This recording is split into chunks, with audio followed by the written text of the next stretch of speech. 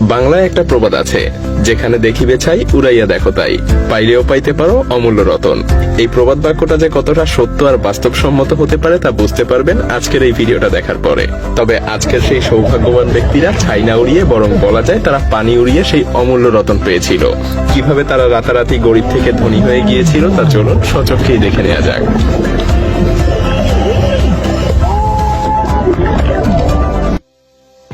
আমেরিকার এই ব্যক্তি সমুদ্র দিয়ে হাঁটার সময় হঠাৎ করেই খুঁজে পায় একটা উদ্ধারকারী ক্যাপসুল।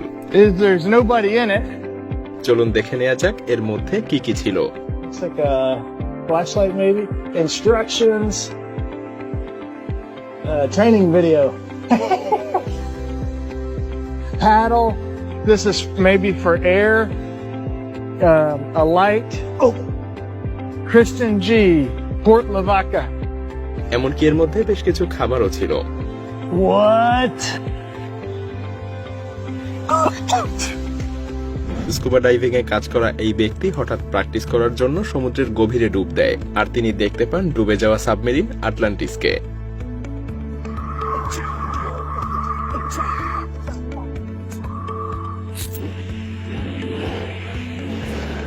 গ্রিসের একটা সমুদ্র সৈকতে এক ব্যক্তি তার কুকুর নিয়ে ঘুরতে আসে, আর সে দেখতে পায় বিভিন্ন ধরনের অদ্ভুত বস্তু। এমনকি তিনি কয়েক মাস পরে এসে আবারও 2টা বোট খুঁজে পায়। সাথে ছিল প্রাথমিক চিকিৎসা দেওয়ার জন্য একটা টুল বক্স। এমনকি তিনি একটা ক্যামেরাও পেয়েছিলেন। আসলে এগুলো সব একটা ঝড়ে ভেসে এসেছিল। আমেরিকার একটা ব্যস্ততম জলপথে ডাইভিং করার সময় জো নামের এই ব্যক্তি খুঁজে পায় 3টা আইফোন 12, 2টা আইফোন 13, একটা আইফোন 13 প্রো ম্যাক্স, অর্থাৎ মোট 6টা iPhone. Oh, iPhone! Another iPhone! Yeah! Oh, phone!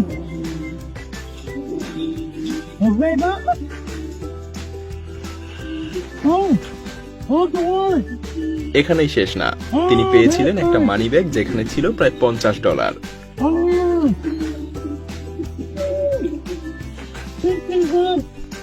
শুধু কি তাই, তিনি কয়েক লক্ষ টাকা মূল্যের একটা সাইকেলও পেয়েছিলেন। এমনকি সেই মানি ব্যাগ ছিল ক্রেডিট কার্ড দিয়ে ভরা। And there was $50 in the wallet. 2009 সালের ঠিক জানুয়ারির 2 তারিখে বিশাল একটা কন্টেইনারবাহী জাহাজ প্রবল ঝড়ের কবলে পড়ে 270টারও বেশি কন্টেইনার হারিয়ে ফেলে। যে কন্টেইনারগুলোতে ছিল দামি দামি সব আসবাবপত্র, টেলিভিশন সহ রাসায়নিক দ্রব্যে ভর্তি।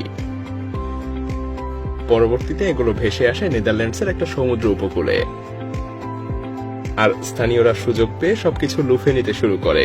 বলা চলে সবকিছুই সেখানে ছিল, বিভিন্ন গাড়ির যন্ত্রাংশ, বৈদ্যুতিক বাল্ব, বিভিন্ন পোশাক, এমনকি বাচ্চাদের খেলনাও। ব্রাজিলে কিছু ব্যক্তি জঙ্গলের মধ্যে দিয়ে হাঁটার সময় খুঁজে পায় একটা মিলিটারি হেলমেট এবং কিছু। তুরস্কের এই ব্যক্তি প্রায় 15 বছর ধরে ডুবুরি হয়ে কাজ করতেন, আর একবার সে পানিতে ডুব দেওয়ার পরে খুঁজে পায় একটা রূপার আংটি, একটা রূপার ব্রেসলেট এবং বহু মূল্যবান পুরনো দিনের একটা ঘড়ি।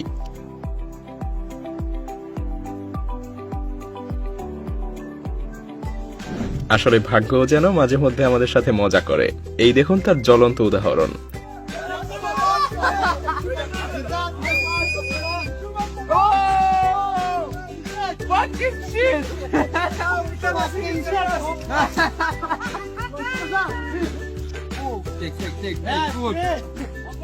তারা খুঁজে পেয়েছিল সিগারেট দিয়ে ঠাসা একটা আস্ত কন্টেইনার। যদিও তারা অনেক মূল্যবান কিছু ভেবেছিল, তবে তারা এত সংখ্যক সিগারেট বিক্রি করে কিন্তু লাখপতি হওয়ার সুযোগ পায়নি, কারণ কোস্ট গার্ড এসে তাদের এই সমস্ত সিগারেট বাজেয়াপ্ত করে নেয়।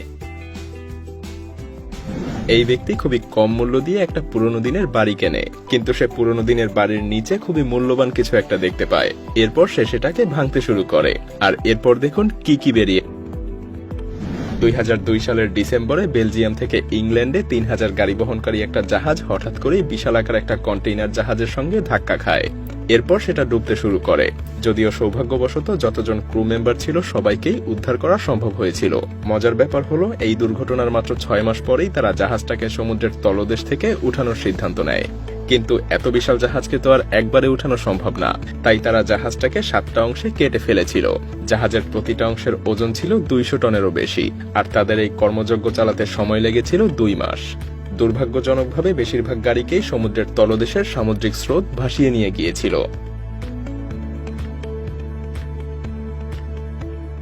2019 সালে আরেকটা জাহাজের সাথে এই একই দুর্ঘটনা ঘটেছিল। এটা আমেরিকার একটা সমুদ্র বন্দরের ঠিক কাছাকাছি জায়গায় গিয়ে ডুবে গিয়েছিল। এতে করে প্রায় 20 মিলিয়ন মার্কিন ডলারের ক্ষতি হয়েছিল। এই বিশালাকার জাহাজের দৈর্ঘ্য ছিল 200 মিটার এবং প্রস্থ 35 মিটার, আর এর মধ্যে ছিল 4100টা মার্সিডিজ কার, যেটা যাত্রা শুরু করেছিল সৌদি আরবের উদ্দেশ্যে। বিশেষজ্ঞদের মতে জাহাজটা ওভারলোড হওয়ার কারণে ডুবে গিয়েছিল।